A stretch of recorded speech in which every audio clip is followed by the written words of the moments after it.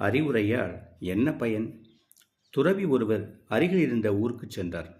பலர் வந்து அவரை தரிசித்து ஆசி பெற்று சென்றனர். அங்கு வந்த இளைஞன் ஒருவன், சாமி, எனக்கு ஒரு சந்தேகம். உங்களைப் போன்று பல ஞானிகளும் பெரியோர்களும் வந்து மனித குலத்திற்கு பல அறிவுரைகள் சொல்லியுள்ளனர். ஆனால் இன்றும் மனிதன் தீய வழியில்தான் செல்கிறான்.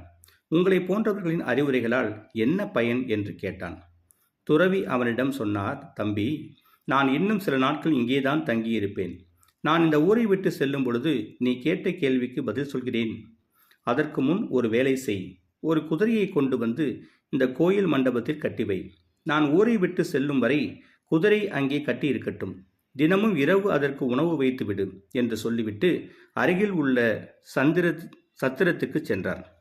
மறுநாள் காலை துறவி அந்த கோயில் மண்டபத்திற்கு வந்தார்.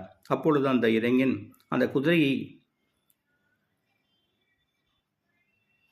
கத்தி இருந்த சாணத்தையும் அது மிச்சம் வைத்த உணவு குப்பைகளையும் சுத்தப்படுத்தி கொண்டு இருந்தான்.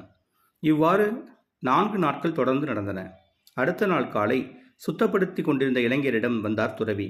இன்று சுத்தப்படுத்தினாலும் அந்த இடத்தை மீண்டும் மீண்டும் குதிரை அசுத்தம் செய்து விடுகின்றதே, பிறகு ஏன் தேவையில்லாமல் சுத்தம் செய்கிறாய் என்று கேட்டார்.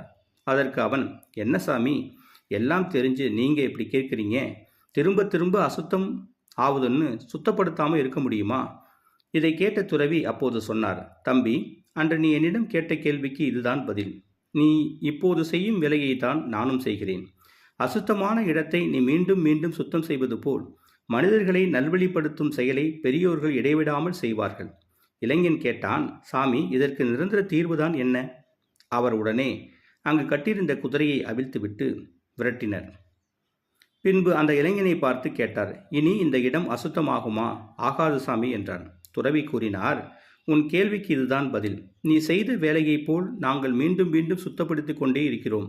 இப்பொழுது நான் செய்த வேலையைப் போல் மனிதன் எப்போதும் தன்னிடம் இருக்கும் தீய எண்ணம் என்ற குதிரையை வாழ்வில் இருந்து விரட்டி விடுகிறானோ அப்போதுதான் எங்களின் சுத்தப்படுத்தும் கடமை முடிந்துவிடும். அன்று வரை மனிதனை நன்னறிப்படுத்துவது பக்தியின் கடமை என்றார். நன்றி.